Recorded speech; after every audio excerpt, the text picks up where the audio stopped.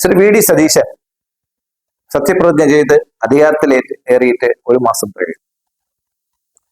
ഈ സർക്കാരിന്റെ മുമ്പിൽ ഏറ്റവും പ്രധാനപ്പെട്ട ഒരു അജണ്ടയായിട്ടുള്ളത് കഴിഞ്ഞ സർക്കാർ പാസാക്കിയ 14ഓളം ബില്ലുകൾ കേന്ദ്രത്തിന്റെയോ ഗവർണറുടെയോ അനുമതി കാത്ത് ഇരിക്കുന്നു എന്നുള്ളതാണ്.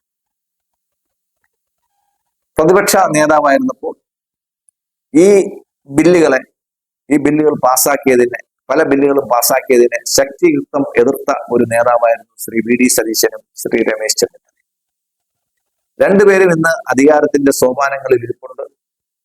ഒരു മാസത്തോളമായി പ്രത്യേകിച്ചും ഗവർണറുടെയും കേന്ദ്രത്തിന്റെ അനുമതി കാത്തിരിക്കുന്ന ബില്ലുകൾ, യൂണിവേഴ്സിറ്റിയുടെ അധികാരങ്ങളെ പറ്റിയിട്ട്, യൂണിവേഴ്സിറ്റിയിലെ ചാൻസലർ പോസ്റ്റിനെ പറ്റിയിട്ടുള്ള നിയമങ്ങളുണ്ട്, മുനിസിപ്പാലിറ്റിയായിട്ട് ബന്ധപ്പെട്ട നിയമങ്ങളുണ്ട്, അങ്ങനെ കേരളത്തിലെ പ്രൈവറ്റ് യൂണിവേഴ്സിറ്റിയെ പറ്റിയിട്ടുള്ള ബില്ലുണ്ട്. അങ്ങനെ 14ഓളം ബില്ലുകൾ കേന്ദ്ര അനുമതിക്കായി കാത്തിരിക്കുകയാണ്. നയപരമായിട്ട് ഈ ബില്ലുകളെ എതിർത്ത ശ്രീ വി ഡി സതീശനും ശ്രീ രമേശ് ചെന്നിത്തലയും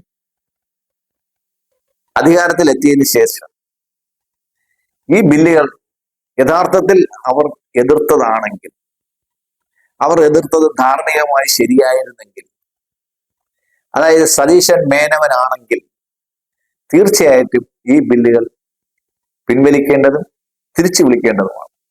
അതിനു വേണ്ടിയിട്ടുള്ള ശുപാർശ ഗവർണർക്കും കേന്ദ്ര സർക്കാരിനും അയക്കാൻ ശ്രീ വി ഡി സതീശന്റെ നേതൃത്വത്തിലുള്ള ഗവൺമെന്റിന് ജനങ്ങൾ നൽകിയ മാൻഡേറ്റ് ആണ് അവരുടെ കയ്യിൽ ഇപ്പോൾ ഉള്ളത്.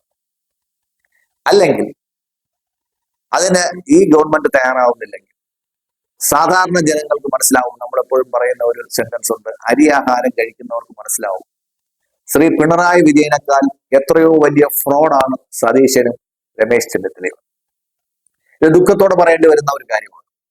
ജനങ്ങളെ 102 സീറ്റ് കൊടുത്ത്, 111 സീറ്റ് കൊടുത്ത് മുമ്പ് അധികാരത്തിലേറ്റിയതിനു ശേഷം ഏറ്റവും കൂടുതൽ ഭൂരിപക്ഷം കൊടുത്ത്, പ്രത്യേകിച്ചും കോൺഗ്രസിന് ഏറ്റവും കൂടുതൽ സീറ്റ് കൊടുത്ത് അധികാരത്തിലേറ്റിയ ഒരു സമയമാണ്.